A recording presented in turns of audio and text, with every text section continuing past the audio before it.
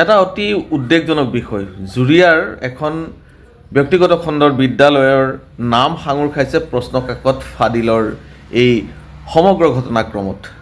বিদ্যালয়খন হ'ল এইখন আপোনালোকৰ পিছফালে যি স্ক্ৰীনত দেখি আছে Bogoriguri advance academy senior secondary school Juria শিক্ষাখণ্ডৰ অন্তৰ্গত। অভিযোগ বা তেওঁলোকৰ ওপৰত থকা অপৰাধ কি চাওক। প্ৰথম বৰ্ষৰ গণিতৰ প্ৰশ্নকাকত ফাদিল কৰিছে। প্ৰথম বৰ্ষৰ পৰীক্ষা পাতিবলৈ বিদ্যালয়খনতে দিয়া হয়, চৰকাৰে তেওঁলোককে পৰীক্ষা পাতিবলৈ দিয়ে আৰু প্ৰশ্নকাকতৰ টোপোলা দিয়ে আৰু প্ৰশ্নকাকতৰ টোপোলাটো পৰীক্ষাৰ কিছু সময় পূৰ্বে মুকলি কৰিব লাগে পৰীক্ষা হোৱা দিনটোত। কিন্তু পৰীক্ষা বাতিল হয় আৰু তেওঁলোকৰ প্ৰশ্নকাকতৰ টোপোলাটো যেতিয়া উভতাই নিবলৈ বিচাৰে তেনে সময়তে ধৰা পৰে যে প্ৰশ্নকাকতৰ টোপোলাটো ইতিমধ্যে তেওঁলোকে ফালি পেলাইছে আৰু তাৰ পৰা প্ৰশ্নকাকত উলিয়াইছে। আৰু সেইকাৰণেই গোটেই সমগ্ৰ ঘটনাটোৰ সৈতে নাম সাঙুৰ খায় জুৰিয়াৰ Bogoriguri advance academy senior secondary স্কুলৰ। নগাঁৱৰ 3খন বিদ্যালয়ৰ নাম সাঙুৰ খাইছে আৰু 3খন বিদ্যালয়ৰ চৰকাৰী যি ডাইচ কোড আছে তেওঁলোকৰ কৰ্তন হৈছে। লগতে IS অফিচে তেওঁলোকৰ ওপৰত ব্যৱস্থা গ্ৰহণ কৰিবলৈ গোচৰ তৰিছে। এই সন্দৰ্ভত জুৰিয়াৰ ৰূপহী ৰাজহ চক্ৰ বিষয়া পুলক বিশ্বাসে কি কৈছে, কি মন্তব্য দিছে আৰু লগতে এগৰাকী সচেতন ব্যক্তি, তেওঁৰো এখন ব্যক্তিগত খণ্ডৰ বিদ্যালয় আছে আৰু তেওঁ এগৰাকী অৱসৰপ্ৰাপ্ত পৰিবহণ বিষয়া মুকলেছুৰ ৰহমান জুৰিয়াৰ স্থানীয় ব্যক্তি, তেখেতে কি মন্তব্য আগবঢ়াইছে আমি শুনো আহক। এইখিনিতে জনাই থওঁ জুৰিয়া শিক্ষাখণ্ডৰ অন্তৰ্গত বহু ব্যক্তিগত খণ্ডৰ বিদ্যালয় আছে, তেওঁলোকে চৰকাৰী নীতি নিয়ম নামানে। ইয়াত IS অফিচো জড়িত হৈ থকাৰ উমান পাইছোঁ।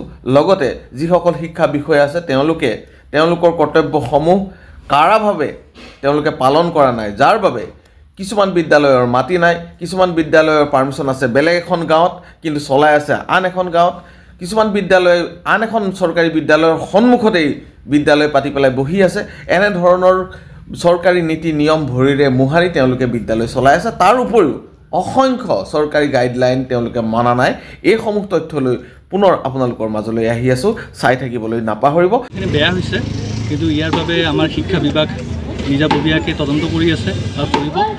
আৰু মই ইয়াতে স্বতঃস্ফূৰ্তভাৱে মই জড়িত নহয়, মই শিক্ষা বিভাগৰ লগত কথা পাতিম এইটো বিষয়ত আৰু আগন্তুক কালত যাতে এনেকুৱা নহয় তাৰ বাবে আমি চেষ্টা কৰিম নিজৰ ফালৰ পৰা।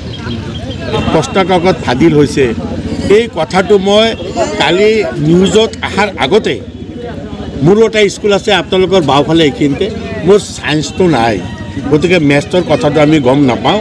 তেতিয়া মই ইজনক সিজনক সুধিলোঁ, জুৰিয়াৰ পৰাই মোক খবৰটো দিলে যে এনেকৈ প্ৰশ্নকাকত ফাদিল হৈছে জুৰিয়াৰ। তাৰপিছত ইজন সিজনৰ লগত খবৰ কৰি আজি নিউজত সেইটো পালোঁ। সেইটো আমাৰ কাৰণে বৰ দুখজনক। এটা স্কুল মই আজি 22 বছৰৰ পৰা কৰি আছোঁ। এই 22 বছৰ স্কুল কৰাৰ পিছত যদি এনেকুৱা এটা বদনাম হয়, ডাইচ কোড কাটি দিয়ে, তেতিয়াহ'লে সেই 10ম শ্ৰেণীত 12ম শ্ৰেণীত পঢ়ি থকা ল'ৰা ছোৱালীকেইটাৰ কি হ'ব, আমাৰ অভিভাৱকসকলৰ কি অৱস্থা হ'ব। গতিকে আমি সচেতন হ'ব লাগে। তাৰ কাৰণেও আমি এই সচেতন নাগৰিক তথা আমাৰ যিসকল সাংবাদিক বন্ধুসকল আছে তেওঁসকলেও এইটোত মানে উদগনি যোগাব লাগিব যাতে কোনো ধৰণৰ অপ্ৰীতিকৰ ঘটনা ইয়াত নঘটে। আৰু আমাৰ যিকেইটা প্ৰাইভেট স্কুল আছে প্ৰত্যেকেই স্কুলৰে ৰিজাল্ট ভাল।